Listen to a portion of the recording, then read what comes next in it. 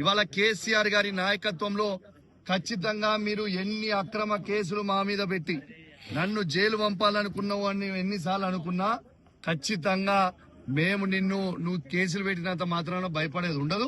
ఇంకా రెట్టింపు, ఇంకా కౌశిక్ రెడ్డి నువ్వు ఎన్ని కేసులు పెడితే కౌశిక్ రెడ్డి మీద అంత AK-47 అయితే గుర్తుపెట్టుకో మిస్టర్ రేవంత్ రెడ్డి.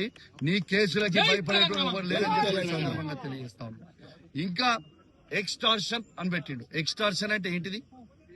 ఇలా రేవంత్ రెడ్డి గారు కాంట్రాక్టర్ల దగ్గర 20% కమిషన్ తీసుకుంటుంది ఎక్స్టార్షన్. ఇలా వరంగల్ జిల్లాలో సీతక్క గారు ములుగులో ఉష్క దందా చేసి కాంట్రాక్టర్లను బెదిరించి పైసలు వసూలు చేస్తుంది ఎక్స్టార్షన్. ఇవాళ కడియం శ్రీహరి గారు పేదల భూములు బెదిరించి గుంజుకుంటున్నాడు. అదే విధంగా ఇల్లీగల్ గా కారీ నడుపుతుంది ఎక్స్టార్షన్. ఇక్కడ ఉన్న శాసనసభ్యుడు, వర్ధనపేట శాసనసభ్యుడు ఇవాళ పోలీసుల దగ్గర పైసలు వసూలు చేసి పోస్టింగ్ ఇచ్చింది ఎక్స్టార్షన్. బిడ్డ మీ బట్టలిప్పుతా రేపు మొత్తం బట్ట ఇలా శాంపుల్ చూపించిన రేపు ఎవిడెన్స్ తో సహా ఏ విధంగా మీరు వసూలు చేస్తుర్రో, ఏ విధంగా మీరు అన్యాయంగా తెలంగాణ గవర్నమెంట్ కి నష్టం చేస్తున్నారో ఖచ్చితంగా రేపు హైదరాబాద్ నడిబొడ్డున మా పెద్దలతోని డిస్కస్ చేసి ఖచ్చితంగా దాన్ని బయట పెట్టబోతా ఉన్నాను. రేపు ఎవరు ఊహించుకోని విధంగా రేపు ప్రెస్ మీట్ ఉంటది.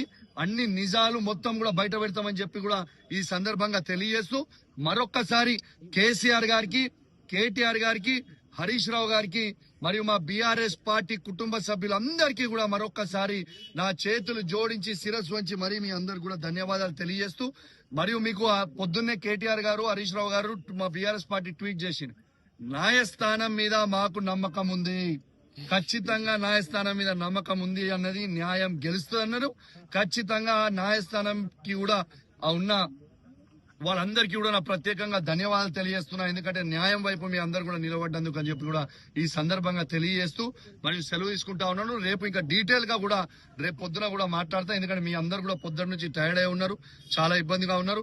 రేపు నేను హైదరాబాద్ లో తెలంగాణ భవన్ లో అద్భుతంగా ప్రెస్ మీట్ పెడతా. డీటెయిల్స్, చాలా డీటెయిల్స్, ఎన్ని స్కాములు ఈ వరంగల్ జిల్లాలో ఉన్న నాయకులు, మంత్రులు ఏమేమి స్కాములు చేస్తున్నారో మొత్తం కూడా బయట పెడతా అని చెప్పి కూడా ఈ సందర్భంగా తెలియజేస్తూ సెలవు తీసుకుంటాను. జై తెలంగాణ.